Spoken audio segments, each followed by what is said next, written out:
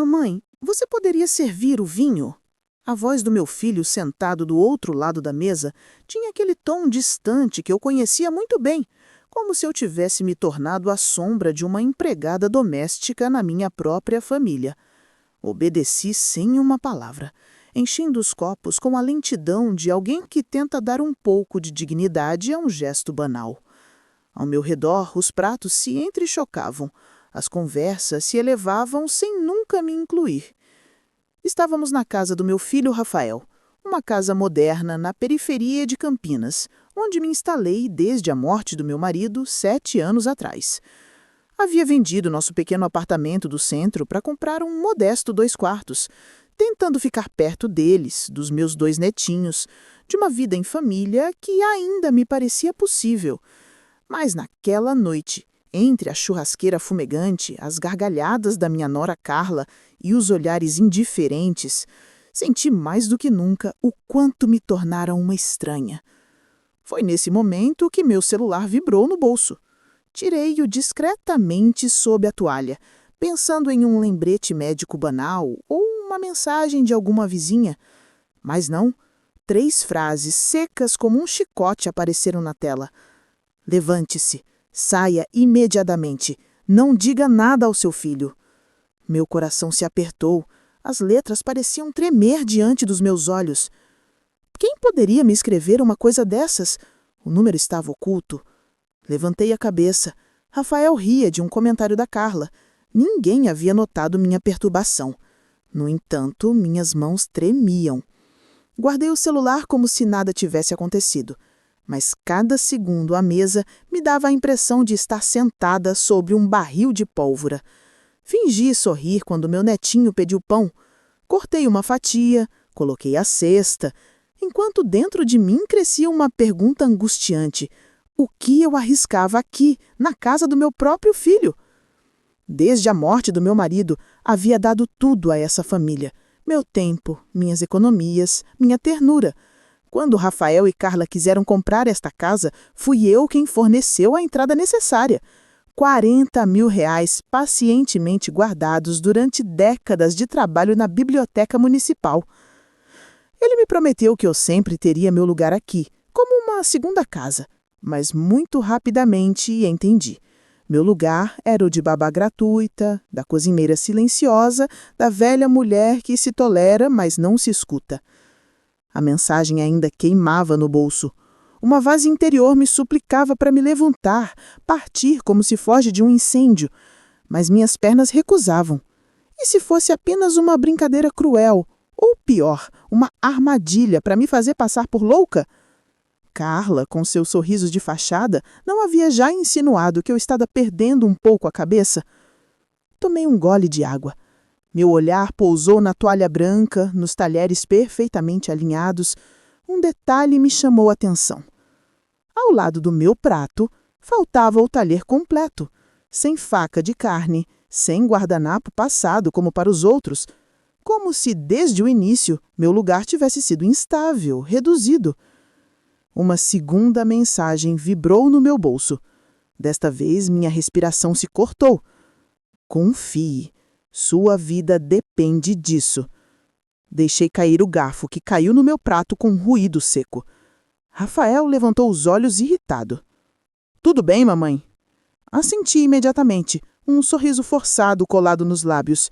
Sim, só um pouco cansada. Carla deu ombros, já virada para sua cunhada. Não viu minhas mãos crispadas no tecido. O pânico e a lucidez disputavam minha mente. Havia sido ingênua. Há meses, detalhes estranhos se acumulavam. Rafael me pedindo para assinar papéis para simplificar os trâmites. Carla falando com insistência de um seguro de vida que aposentados previdentes sempre faziam. E agora, essas mensagens? Eu havia me tornado alvo de um plano cuidadosamente montado? Meu coração batia tão forte que temia que eles ouvissem. Baixei os olhos, peguei meu guardanapo e, sob pretexto de ir buscar sal na cozinha, finalmente me levantei. Ninguém me reteve. Atrás da porta da cozinha, longe dos olhares, tirei meu celular. Meus olhos releram essas palavras terríveis. Sua vida depende disso. Um suor frio escorreu pela minha nuca. Era paranoia ou a verdade nua crua? Repensei na conversa da tarde. Minha vizinha, ex-enfermeira, havia me falado de uma morte suspeita no município vizinho. Uma senhora idosa caiu brutalmente na escada após um jantar em família. Diziam que ela havia assinado um testamento em benefício da sua nora. Havia me arrepiado na época. Nesta noite, essa lembrança me gelava. Então tomei minha decisão. Recoloquei meu guardanapo na bancada da cozinha, peguei minha bolsa pendurada na maçaneta da porta e, sem uma palavra, saí de casa. Meus passos ecoavam na alameda pavimentada como os de uma fugitiva. O céu de Campinas havia escurecido. Os postes lançavam uma luz amarela na calçada. Respirei profundamente o ar frio, como se cada sopro fosse um alívio. Ignorava quem me havia escrito, ignorava de que exatamente acabara de escapar. Mas uma certeza se impunha. Alguém, em algum lugar, queria minha perdição. E pela primeira vez em muito tempo, senti uma força nova em mim, a do medo transformado em vigilância, a da viúva que acreditavam submissa, mas que se preparava para descobrir a verdade. Caminhei rapidamente pela rua deserta, meus saltos ecoando nas pedras como marteladas na noite. Minha bolsa batia contra meu quadril e cada passo me afastava daquela casa que uma hora antes ainda representava para mim um simulacro de família. Doravante não era mais que uma armadilha da qual escapei por milagre. Virei à direita em direção à pequena praça iluminada pela vitrine da padaria, fechada há muito tempo, mas a luz de segurança dava uma impressão tranquilizadora.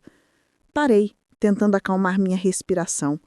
Ao meu redor o silêncio era quase completo, perturbado apenas pelo farfalhar das folhas e o rugido distante de um carro na rodovia. Tirei meu celular. A tela brilhava na escuridão. Nenhuma nova mensagem. O número continuava oculto. Quem poderia zelar por mim dessa forma? Pensava em Marcos, um antigo colega da biblioteca que se tornou cartorário. Sempre teve um olhar atento, quase protetor. Mas por que me avisaria de forma tão misteriosa? A menos que fosse alguém mais próximo. Alguém que conhecia os bastidores dessa família melhor que eu.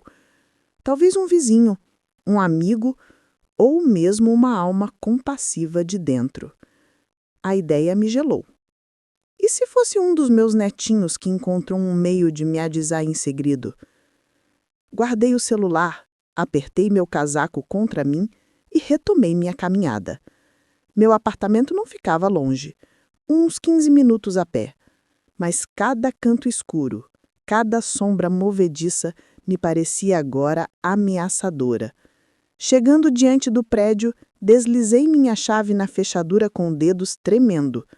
A porta cedeu, pesada, familiar, protetora. Finalmente estava em casa. Coloquei minha bolsa na mesa. Sentei na poltrona perto da janela.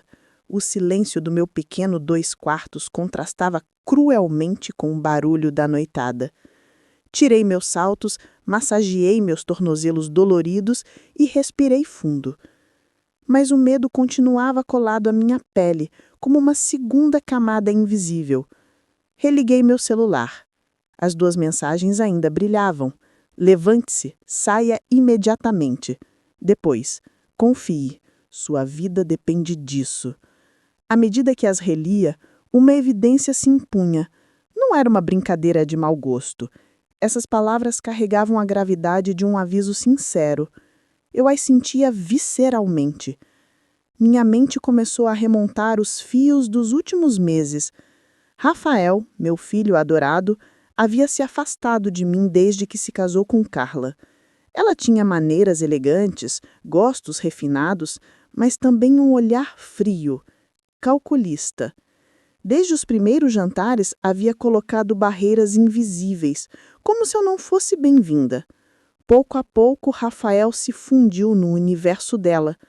Não me pedia mais conselhos, Não ria mais como antes, me falava principalmente quando se tratava de dinheiro.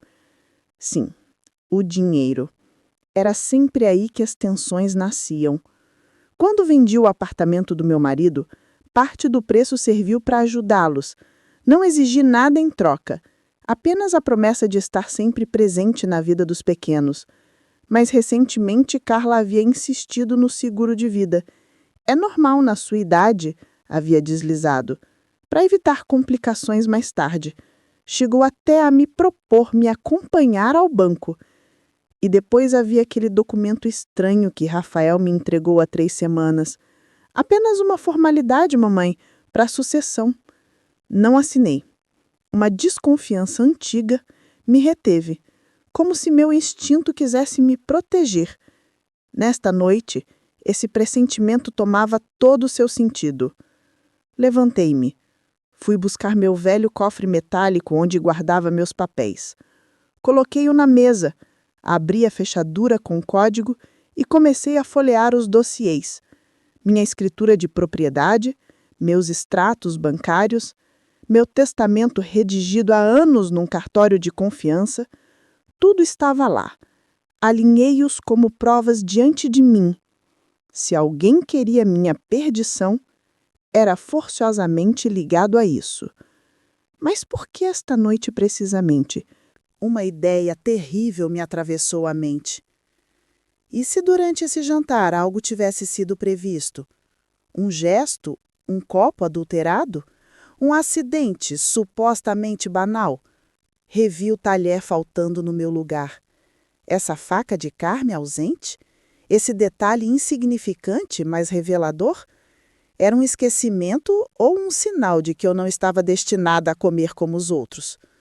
Um arrepio me percorreu. Fui até a pia, esvaziei o resto da jarra de água que havia bebido no jantar. O líquido escorreu no ralo, levando minhas certezas num redemoinho. E se a água própria tivesse sido modificada? Minha garganta se apertou. Não devia afundar na paranoia, mas também não devia descartar essa possibilidade. De repente, um ruído seco soou na porta. 3 batidas rápidas. Sobressaltei-me. Quem poderia vir a esta hora? Não esperava ninguém. Fiquei imóvel, prendendo a respiração. Depois um silêncio pesado retomou posse do corredor. Aproximei-me a passos abafados, colei meu olho no olho mágico. Ninguém, apenas as sombras da escada. No entanto, tinha certeza de ter ouvido. Recuei, tranquei novamente a porta com dupla volta. Meu coração batia tão forte que me dava náusea. Fui me sentar, acendi a lâmpada da sala. O cômodo se iluminou de uma luz suave, mas nada acalmava a tempestade em mim. Peguei meu celular. Hesitei em ligar para a polícia. O que lhes dizer? Que havia recebido 2 SMS anônimos e ouvido baterem na minha porta? Me tomariam por uma velha mulher assustada. Em vez disso, escrevi uma mensagem para Marcos, meu antigo colega cartorário. Urgente, preciso falar com você amanhã, muito importante. Ele respondeu quase imediatamente. Claro, 10 horas no cartório. Me senti aliviada. Pelo menos alguém confiável saberia escutar, compreender. Guardei meus papéis, verifiquei 2 vezes as fechaduras e fui me deitar. Mas o sono permaneceu uma miragem. Deitada no escuro, ouvi os risos abafados de Carla, o tom seco de Rafael, o bip discreto do meu celular e sempre essa voz em mim. Sua vida depende disso. As horas se estenderam geladas, até que a aurora finalmente veio aflorar as cortinas. Levantei-me com olhos fundos, mas uma decisão clara. Hoje procurarei a verdade. Era viúva, certamente, mas ainda não vencida. E se alguém pensava poder me apagar como uma assinatura num papel, ia descobrir que aos 60 anos uma mulher ainda podia lutar. Na manhã seguinte, me vesti mais cuidadosamente que de costume.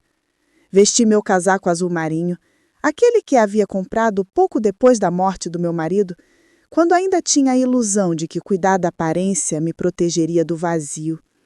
No espelho da entrada, meu rosto me pareceu mais severo que de costume.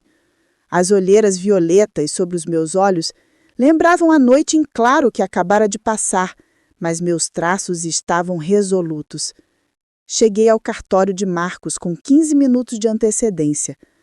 O prédio antigo da Rua do Carmo, com suas madeiras enceradas e sua escada de pedra, sempre exerceu em mim um estranho efeito de acalmar, como se essas paredes cheias de dossiês e segredos guardassem uma força tranquila.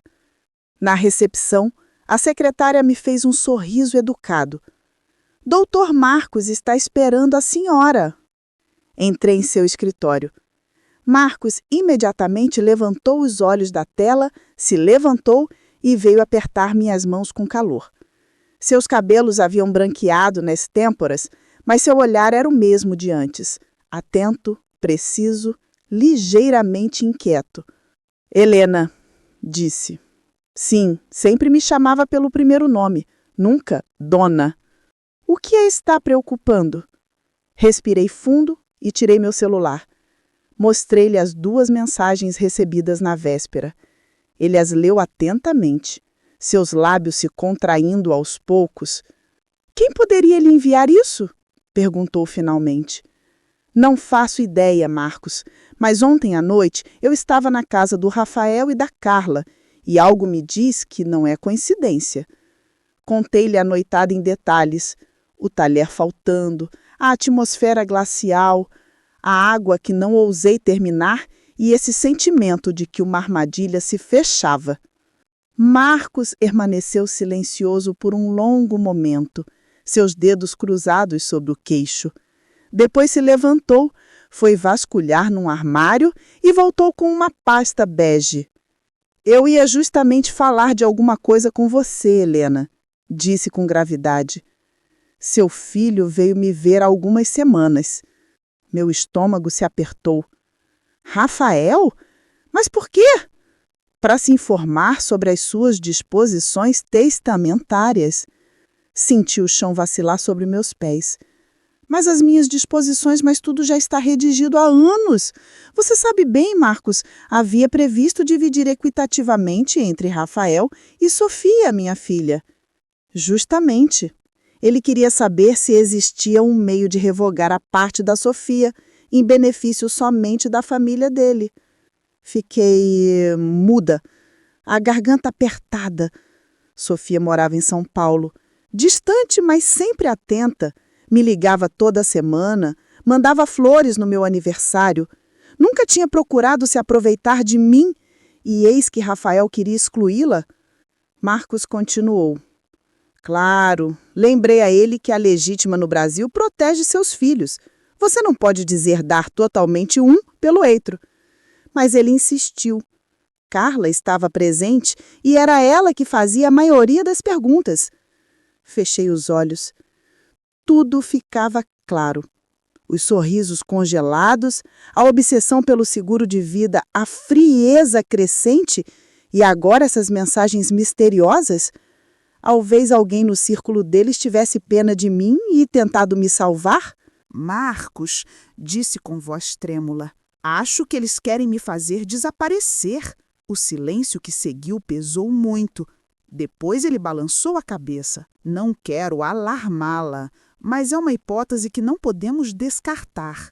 Ainda mais que soube de outra coisa. Rafael contraiu recentemente vários empréstimos importantes, oficialmente para reformas na casa, mas nenhuma declaração de obra foi depositada. Senti um suor frio escorrer pelas minhas costas. Meu filho se endividava, minha nora se impacientava e eu era o único recurso disponível, viva ou morta. Coloquei minhas mãos espalmadas no escritório. O que posso fazer, Marcos? Primeiro, verificar se todos os seus papéis estão em ordem e que nada foi assinado sem seu conhecimento. Segundo, considerar uma medida de proteção temporária como um mandato de proteção futura, para que você mantenha o controle. E terceiro, ser muito prudente em seus contatos com eles. Balancei a cabeça. Uma parte de mim queria gritar, correr até a casa de Rafael e sacudi-lo para lembrar que ele era meu filho, meu menino loiro de bochechas redondas que colecionava bolinhas de gude no pátio da escola. Mas outra parte sabia que esse tempo havia passado. Rafael se tornara um homem moldado por Carla, por sua avidez, por um apetite de dinheiro que devorava tudo. Marcos me estendeu uma caneta. Assim aqui, para confirmar que nada pode ser modificado sem seu acordo direto. Guardarei uma cópia segura. Assinei com mão trêmula, mas determinada. Ao pousar a caneta, senti uma estranha energia me invadir. Pela primeira vez, em muito tempo, não era mais apenas uma vítima. Tornava-me atriz da minha sobrevivência. Ao sair do cartório, o ar fresco da rua açoitou meu rosto. O céu cinza de Campinas pesava baixo, mas me sentia mais ereta que nunca. No entanto, uma imagem me assombrava, a de Carla. Seu sorriso frio, seu olhar calculista e uma pergunta queimava meus lábios: até onde seria capaz de ir? No caminho de volta, parei na feira. Comprei pão, maçãs, um pouco de queijo, o suficiente para encher minha mesa e lembrar a mim mesma que ainda estava viva. Mas não pude deixar de notar um detalhe perturbador. Ao atravessar a praça, senti que alguém me seguia. Um homem, uns 40 anos, casaco escuro, se mantinha a alguns metros atrás de mim. Toda vez que eu parava numa barraca, ele fingia olhar outra coisa, mas seus olhos deslizavam para mim com insistência. Meu coração acelerou. Era acaso ou um sinal de que a ameaça estava mais próxima que nunca? Voltei para casa, os braços carregados de compras, mas meus pensamentos eram pesados demais para sentir o peso da sacola. Ao empurrar a porta do meu apartamento, lancei um último olhar para trás. O homem de casaco escuro não estava mais lá, desaparecido como uma sombra engolida pela multidão. No entanto, o mal-estar permanecia gelado, plantado no meu ventre. Coloquei o pão e as maçãs na mesa. Coloquei meus óculos e me pus a verificar meus papéis mais uma vez, como para me ancorar em algo tangível. Mas cada documento que tirava se tornava uma prova da minha vulnerabilidade. A escritura de propriedade, meus extratos bancários, meu testamento, tudo o que eles cobiçavam. Guardei-os com cuidado. Depois decidi agir com prudência. Se alguém queria me fazer desaparecer, era preciso deixar rastros da minha vigilância. Escrevi uma carta para Sofia, minha filha que morava em São Paulo. Minha querida, se por acaso me acontecer algo estranho, saiba que tudo está no cartório. Nunca acredite num acidente banal. Assinei e coloquei num envelope lacrado. No dia seguinte, enviaria registrado. Esse pensamento me deu um breve conforto. A noite caiu rápido. Jantei apenas uma maçã e um pedaço de queijo. Mas cada ruído do corredor me fazia sobressaltar. Os passos de um vizinho, a porta que batia, o ronronar do elevador, tudo se tornava suspeito. Tranquei 2 vezes minha porta, fechei as cortinas e me instalei na poltrona, um velho livro no colo. Me forcei a ler um romance, mas as linhas se misturavam com os olhos frios de Carla e os silêncios de Rafael. Por volta das 23 horas, decidi ir me deitar. Foi então que meu celular vibrou. Uma nova mensagem, o mesmo número oculto. Senti minhas mãos ficarem úmidas antes mesmo de ler. Verifique sua porta de entrada. Alguém tentou entrar? Saltei, a garganta seca. Fui até a porta. Efetivamente, a chave que eu havia deixado em posição vertical tinha se movido. Agora pendia ligeiramente de través, como se alguém tivesse tentado forçar. Uma vertigem me tomou. Tinham me observado aqui, na minha casa. Colei minhas costas na parede, o coração batendo a ponto de romper meu peito. Minhas pernas tremiam, mas uma raiva fria subiu mais forte que o medo. Voltei à sala, peguei uma caneta e uma folha e anotei a hora precisa, a mensagem, o detalhe da chave. Não queria que esses indícios desaparecessem. Se acreditavam me reduzir ao silêncio pelo medo, estavam me enganados. Naquela noite, quase não dormi. Cada rangido do assoalho, cada sopro do vento na chaminé me parecia uma ameaça. Às 4 horas, finalmente cochilei sentada na poltrona, com a lâmpada acesa. No dia seguinte, mal levantada, telefonei para Marcos.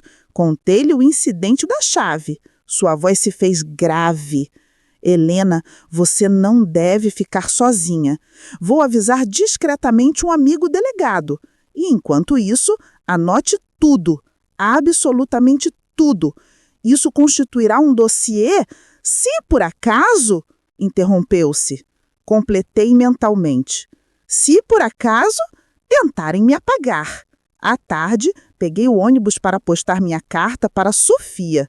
Escolhi uma agência dos Correios longe do meu bairro para não chamar atenção.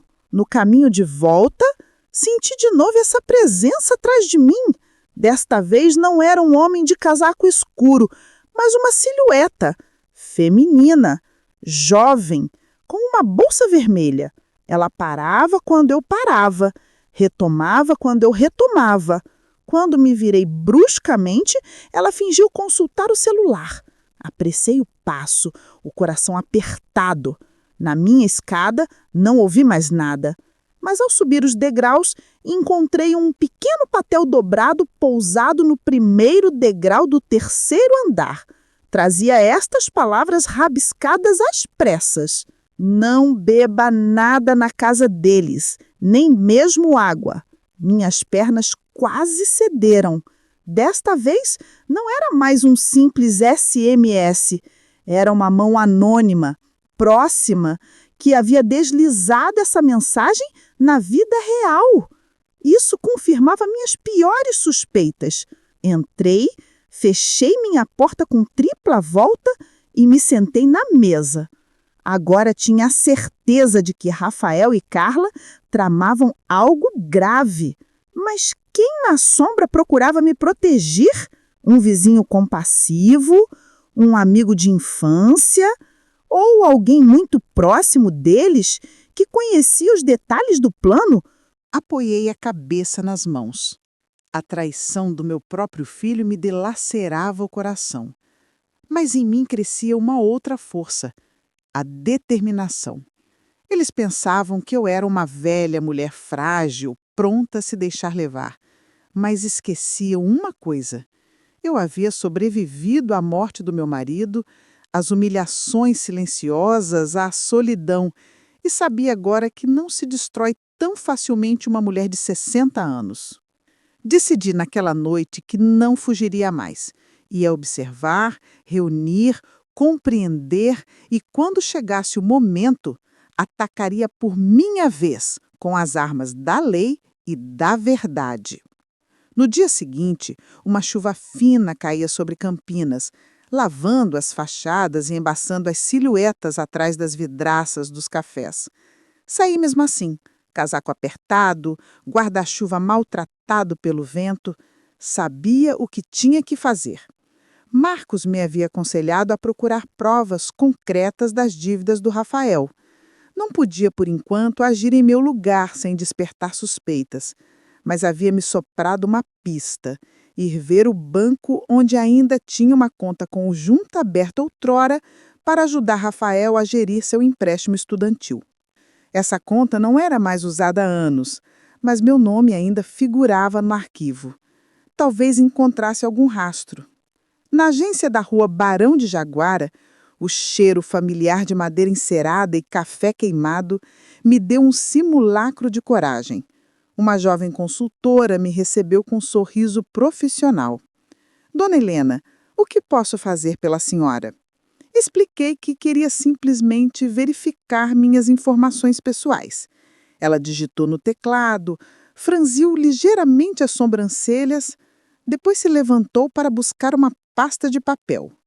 Quando voltou, seus olhos haviam mudado. A senhora ainda é cotitular de uma conta poupança com seu filho Rafael Martim? Disse. Meu coração deu um salto. Eu acreditava que essa conta estava fechada há muito tempo. Não, eu não assinei nada, murmurei. Ela hesitou, depois acrescentou. Houve vários movimentos importantes nos últimos meses, transferências, débitos para organismos de crédito. Pedi um extrato impresso. Os números saltaram aos meus olhos.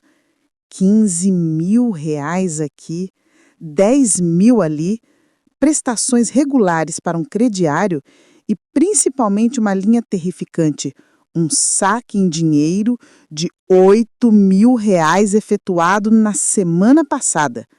Tudo isso em nome do Rafael, mas numa conta onde figurava também minha assinatura. Saí do banco com o papel dobrado no bolso, molhada pela chuva, mas gelada, principalmente por essa descoberta. Meu filho usava meu nome, talvez até minha garantia para alimentar suas dívidas. E Carla devia estar por trás de tudo isso, com seu sorriso frio e suas maneiras de burguesa. Voltei a meu apartamento, o coração batendo. Estendi o extrato na mesa ao lado do pequeno papel rabiscado encontrado na escada. Não beba nada na casa deles. As peças do quebra-cabeça começavam a se encaixar. Eles estavam acuados, endividados até o pescoço. E eu era o obstáculo. Ou melhor, a solução, se eu desaparecesse. Por volta das 17 horas, enquanto reunia minhas anotações num caderno, alguém bateu na minha porta. 3 batidas lentas, regulares. Prendi a respiração. Dona Helena? A voz já era doce, feminina. Reconheci vagamente a vizinha de cima, uma estudante de direito. Destranquei com precaução. Ela se mantinha lá, um guarda-chuva pingando na mão. Seus olhos fundos traíam uma noite em clara. Hesitou, depois sussurrou. Fui eu quem deixou o bilhete na escada.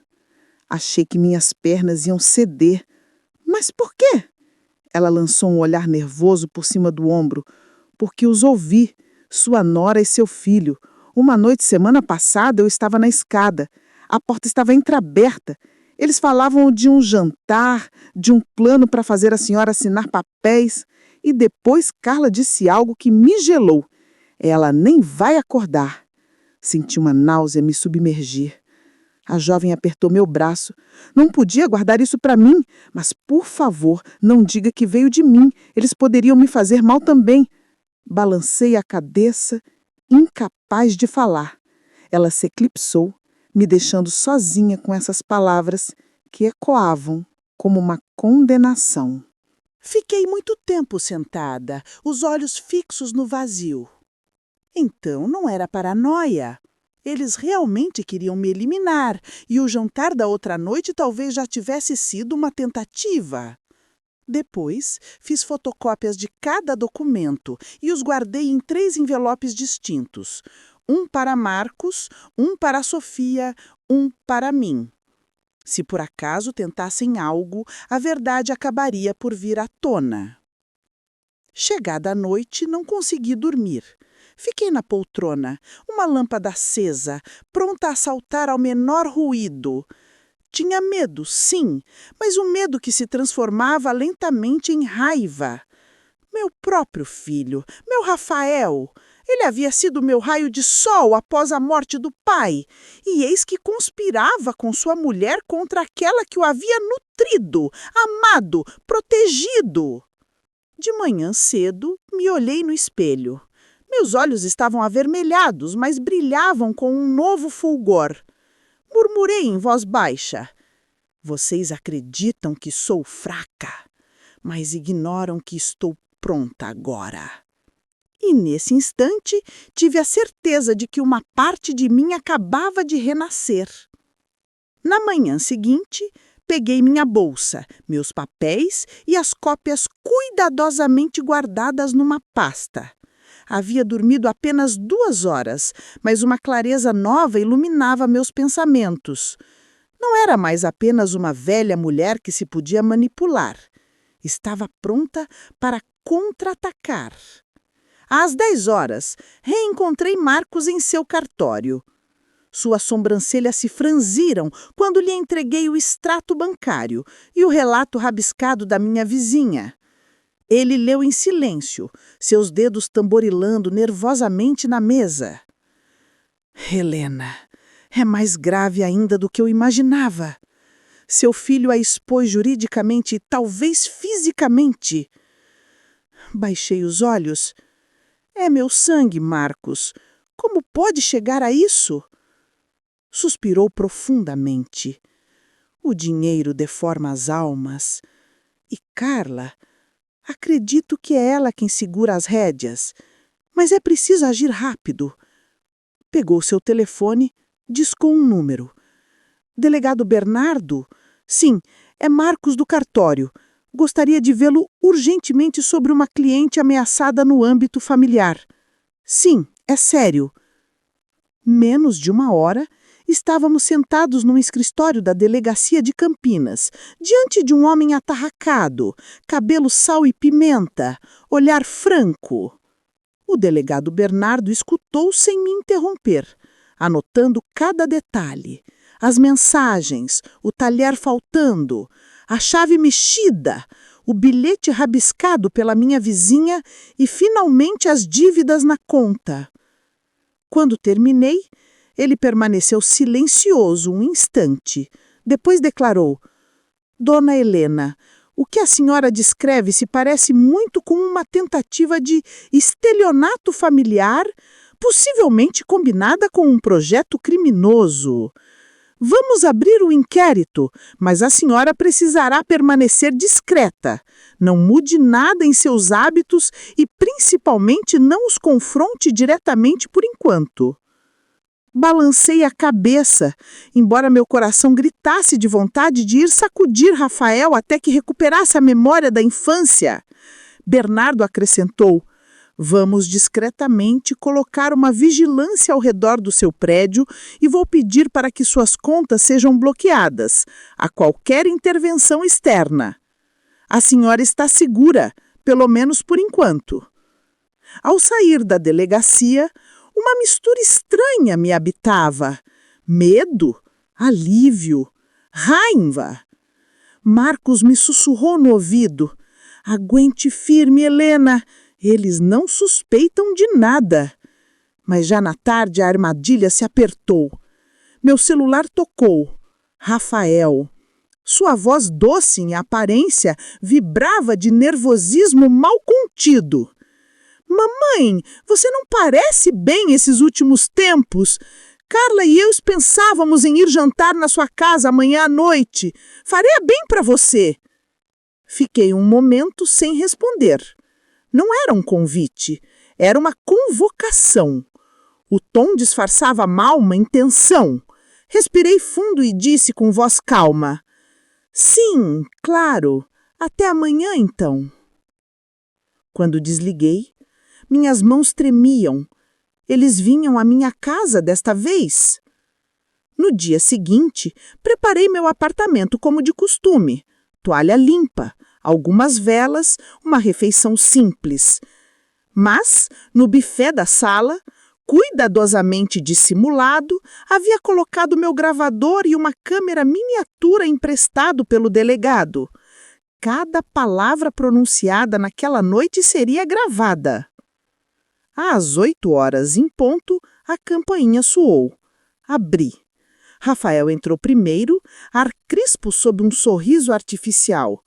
Carla o seguia, impecável em um vestido escuro, seu perfume invadindo meu corredor como fumaça fria. Como está, charmoso? Disse ela, varrendo o cômodo com o olhar. Você realmente se esforçou, Helena? Servi-lhes vinho, uma garrafa que havia cuidadosamente aberto sob os seus olhos. Bebi o primeiro gole sem tirá-los do olhar. Carla teve um pequeno sorriso irônico. Rafael parecia nervoso, mexendo sem parar no guardanapo. Os primeiros minutos passaram em banalidades forçadas. Depois Carla lançou com voz melosa: "Sabe, Helena, nos preocupamos muito com você. Na sua idade, é perigoso ficar sozinha. Se por acaso lhe acontecesse algo, tudo seria tão complicado." Pousei lentamente meu copo. Fitei seu rosto. É gentil se preocuparem comigo, mas não se inquietem. Tomo minhas precauções. Um silêncio caiu pesado. Rafael se sobressaltou. Justamente, mamãe, pensávamos que seria mais simples se você assinasse alguns papéis para nos ajudar a administrar, caso... Senti minha garganta se apertar, mas permaneci impassível. Que papéis? Perguntei com voz doce. Carla tirou de sua bolsa uma pasta. Nada grave, uma procuração bancária, um aditivo de seguro de vida, apenas por precaução. Pôs os documentos diante de mim, seu olhar brilhando de impaciência ruim. Ouvi quase sua respiração se prender. Sorri. Obrigada. Vou lê-los tranquilamente após a partida de vocês. Rafael empalideceu. Carla manteve seu sorriso congelado, mas seus olhos lançavam raios. Vamos, Helena, você pode assinar agora mesmo. É puramente administrativo. Peguei a caneta que ela me estendera, girei-a entre meus dedos, depois deixei-a cair na mesa. Depois os olhei fixamente. Sabem, não nasci ontem e não tenho intenção de desaparecer para facilitar a vida de vocês. O silêncio foi glacial. Rafael baixou os olhos, Carla se enrijeceu. Sua máscara rachou por um instante. Viu o ódio puro, mas sabia que cada palavra, cada gesto estava sendo gravado. Quando finalmente partiram, sem assinatura, tranquei a porta e desabei na cadeira. Havia resistido, mas o combate apenas começava. No dia seguinte, ao jantar, acordei com a garganta seca e gosto amargo na boca, como se tivesse engolido veneno invisível. Os rostos de Rafael e Carla ainda giravam na minha cabeça. Ouvia o clique da caneta que ela me estendera, o olhar fugidio do meu filho, a frieza ácida de sua mulher. Mas no meio desse tumulto, um brilho de satisfação persistia. Não me deixara enganar. Às 9h, o delegado Bernardo bateu na minha porta. Entrou com um passo decidido, acompanhado de um jovem inspetor. Ofereci-lhes café, minhas mãos ainda tremendo. O delegado pôs na mesa uma pequena caixa preta. Recuperamos suas gravações. Ouvi parte ontem à noite. Fez bem, dona Helena. O tom empregado por sua nora é inequívoco. Traição, manipulação, tentativa de obter assinatura sob coação. Senti meus olhos umedecerem-se. Então vão agir? Ainda não oficialmente. Não é suficiente para acusá-los de tentativa de homicídio, mas é um primeiro passo. Continue cooperando. Balancei a cabeça. À tarde recebi uma ligação inesperada. Era Sofia, minha filha. Sua voz estava viva, inquieta. Mamãe, está tudo bem? Rafael me ligou. Disse que você é estranha, que tem ideias negras. Quase deixei cair o telefone. O quê? Sim, ele me disse que estava muito preocupado, que você recusa qualquer ajuda e se desconfia sem razão. Chegou até a sugerir que eu viesse passar uns dias para vigiar seu estado. Compreendi imediatamente. Tentavam agora me fazer passar por louca, por uma velha mulher perdendo a cabeça. Se Sofia, de boa fé, começasse a duvidar, então tudo desmoronaria.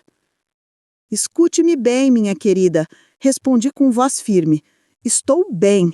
Estou cansada, sim, mas nunca estive mais lúcida. Desconfie das palavras do seu irmão e, se vier, não conte a ele. Venha sozinha. Sofia ficou silenciosa alguns segundos, depois disse docemente: Você me assusta, mamãe, mas acredito em você. Chego no fim de semana. Quando desliguei, minhas mãos ainda tremiam.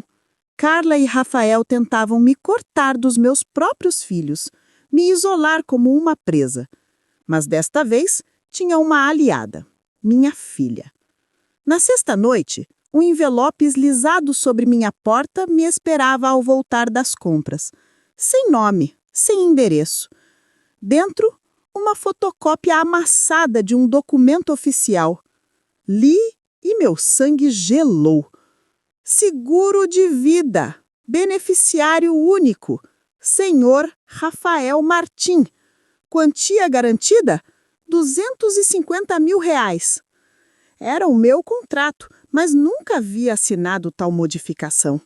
Sentei pesadamente. Alguém havia ousado falsificar minha assinatura. As letras desajeitadas, as curvas forçadas, não era minha mão. Telefonei imediatamente para Marcos. Este documento, disse após um silêncio, é uma falsificação evidente, mas o fato de existir prova que eles já tentaram se antecipar. Helena, temos aí um elemento acusatório. Fiquei petrificada, o papel entre meus dedos. Eles não se contentavam mais em esperar minha queda.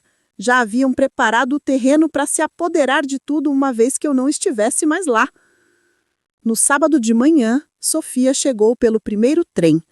Ao apertá-la em meus braços, tive a impressão de reencontrar um sopro de vida.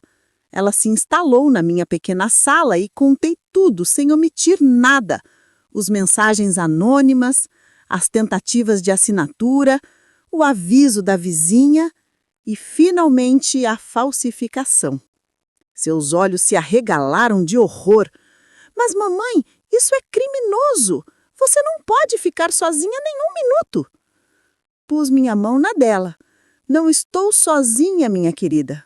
Você, Marcos, o delegado, vamos resistir a eles. Sofia cerrou os dentes. Rafael era tão próximo de mim quando éramos crianças. Não entendo. Eu também não. Mas Carla soube pressionar suas fraquezas. O dinheiro, o orgulho, e ele afundou. No fim da tarde, o telefone tocou. Era Carla. Sua voz estava gelada. Helena, parece que você está recebendo gente. Que alegria ver que não está tão sozinha. Rafael e eu viremos amanhã. É preciso absolutamente resolver essa história de papéis. Senti Sofia apertar minha mão. Trocamos um olhar. Desta vez, o confronto seria inevitável. Quando desliguei, soube que no dia seguinte tudo mudaria. Ou eu caía em suas armadilhas, ou os colocava diante da verdade. E decidi que desta vez não tremeria mais. No domingo à tarde, o céu de Campinas estava pesado, de um cinza uniforme, como se a própria cidade prendesse a respiração. Eu e Sofia tínhamos passado a manhã arrumando o apartamento, não para receber dignamente, mas para não deixar nada comprometedor à vista, os documentos falsificados. Às 16 horas, a campainha soou. Um carinhão longo, insistente, quase agressivo. Meu coração saltou, mas me endireitei. Sofia pôs uma mão no meu braço, depois foi se colocar discretamente no corredor, fora da vista. Abri. Rafael estava lá, rosto fechado, traços cansados. Atrás dele, Carla, elegante como sempre, mas seus olhos brilhavam de impaciência ruim. Mamãe? Disse Rafael sem me cumprimentar realmente. Precisamos conversar. Entraram sem esperar.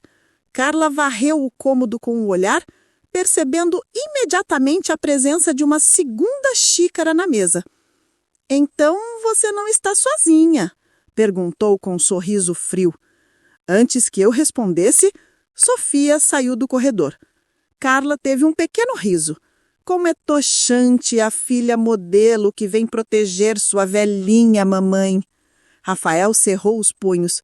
Mamãe, é preciso acabar com isso. Não podemos continuar assim. São estes papéis. Sentei calmamente, fitando-os alternadamente. Que papéis, Rafael? Aqueles que a sua mulher me fez deslizar na outra noite?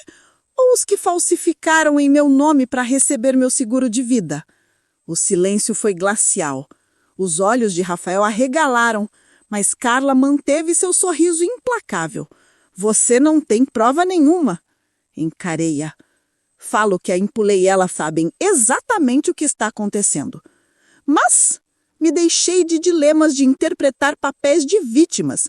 Sou sua versão final. Sou uma velhinha esperta e extremamente desconfiada, sem tipo de demonstração de fraqueza. Sou fria e calculista, tudo bem? Sorri docemente. Engana-se! Tudo o que vocês disseram aqui foi gravado e os documentos falsos já estão nas mãos de um cartorário e de um delegado. Rafael empalideceu. Carla explodiu numa gargalhada breve, estridente. Velha esperta, você acha que alguns papéis bastarão para nos deter? Ninguém acreditará em você. Você está sozinha, fraca, dependente. Mesmo sua saúde é duvidosa. Quer que eu conte para Sofia que você tem perdas de memória, que esquece onde guarda suas chaves? Sofia saltou então. Sua voz estalou como chicote. Chega! Ouvi vocês ontem ao telefone. Sei o que tentam fazer. E se ousarem insultar mamãe novamente, eu mesma farei a denúncia. Rafael levantou as mãos como para acalmar a situação, mas seu olhar traía. Carla, pare. Talvez tenhamos ido longe demais. Longe demais? Sibilou ela. Não o suficiente, você quer dizer? Nunca teve coragem de tomar o que lhe pertence? Observei-os, meu coração se despedaçando. Meu filho, meu Rafael se deixava dominar, manipular, até esquecer o amor maternal. No entanto, uma fissura aparecia em seu rosto. Seus lábios tremiam, seus olhos evitavam os meus. Então aproveitei minha chance. Rafael, olhe para mim, sou sua mãe. Tudo o que fiz por você, por sua irmã. Vendi minha casa para ajudá-los e agora você me deixa nas garras desta mulher. Ele engoliu em seco, balançou a cabeça, mas não respondeu. Carla pôs sua mão cheia de anéis no braço dele como corrente invisível. Não escute seus choramingos. Ela dramatiza, não entende nada. Foi nesse momento que o celular de Sofia vibrou. Ela olhou a tela, depois me mostrou discretamente. Delegado Bernardo. Atendeu no viva voz. Sim, senhorita Martim. Avançamos na investigação. Segundo nossas verificações, seu irmão e sua cunhada já tentaram falsificar uma procuração bancária em nome de sua mãe. As provas são sólidas. Passaremos na noite para colher depoimentos. Um silêncio petrificou o ambiente. Carla ficou pálida, seus dedos crispados no braço de Rafael. É um golpe, cuspiu. Vocês não podem provar nada. Ao contrário, respondeu calmamente o delegado. Já colhemos o depoimento de uma vizinha e gravações confirmam suas declarações. Aconselho-os a ficarem disponíveis. Sofia desligou. O rosto de Rafael se desfez.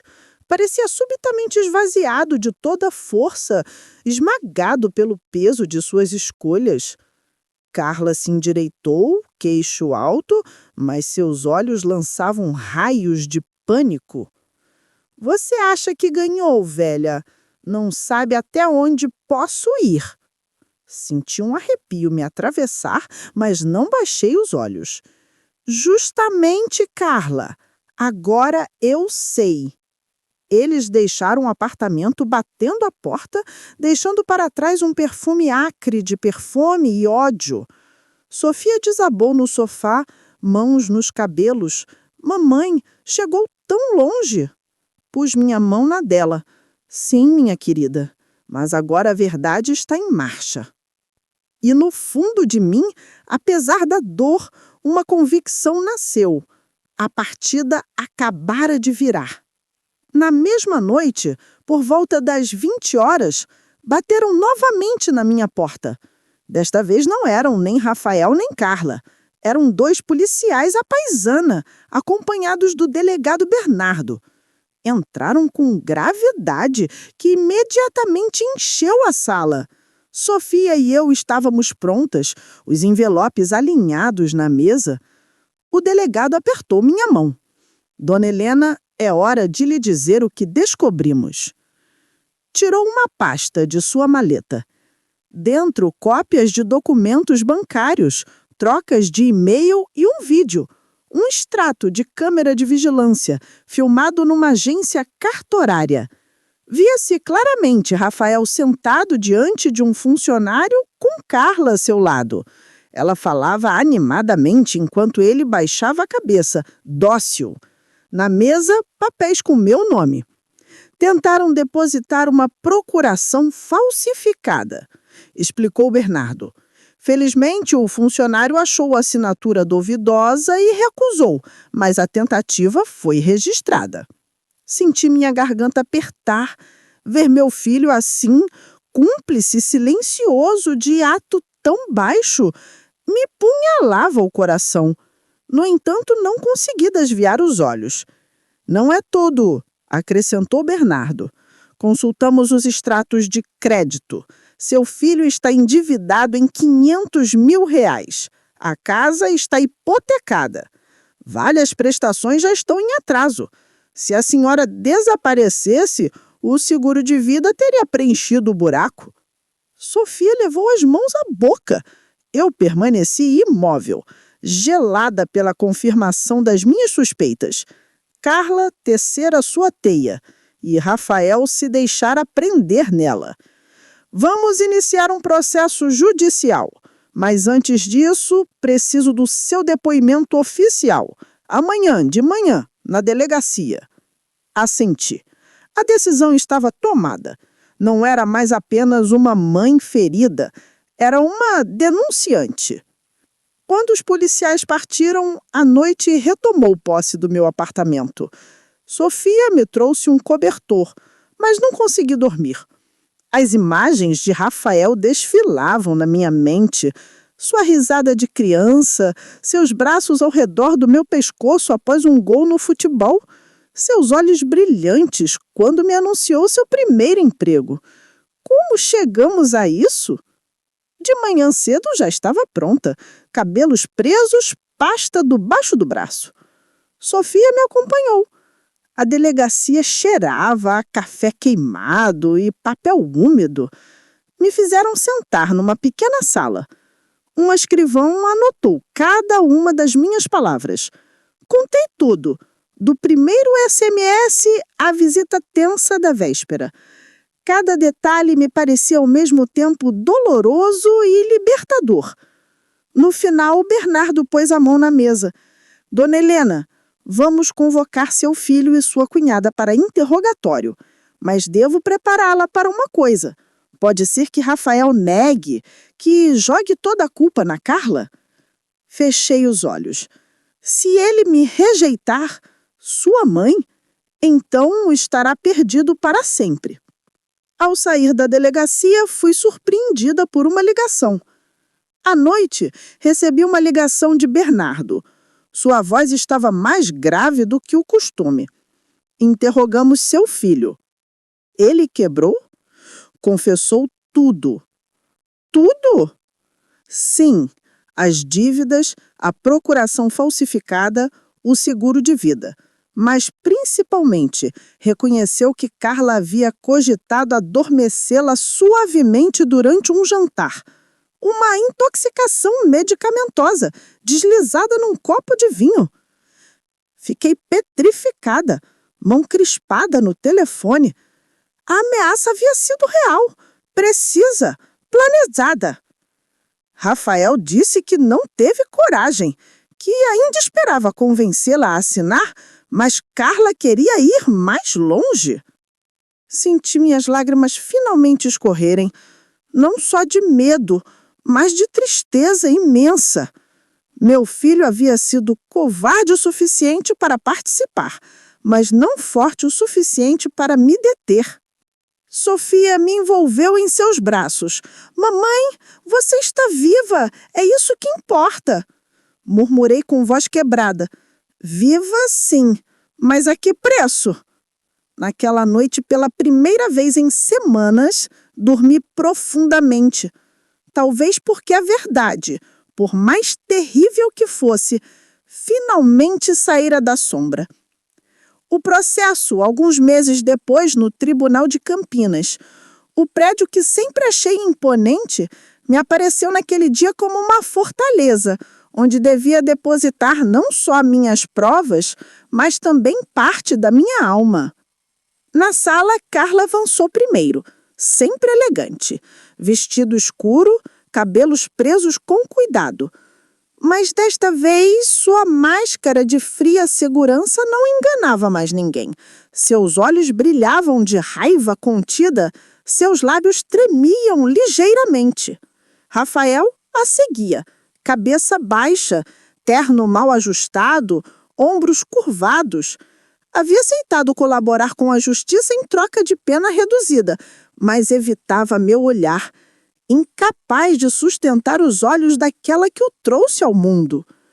Marcos sentou à minha direita, Sofia estava atrás de mim, sua mão posta no meu ombro como âncora. O delegado Bernardo, testemunha querida, me cumprimentou com um discreto aceno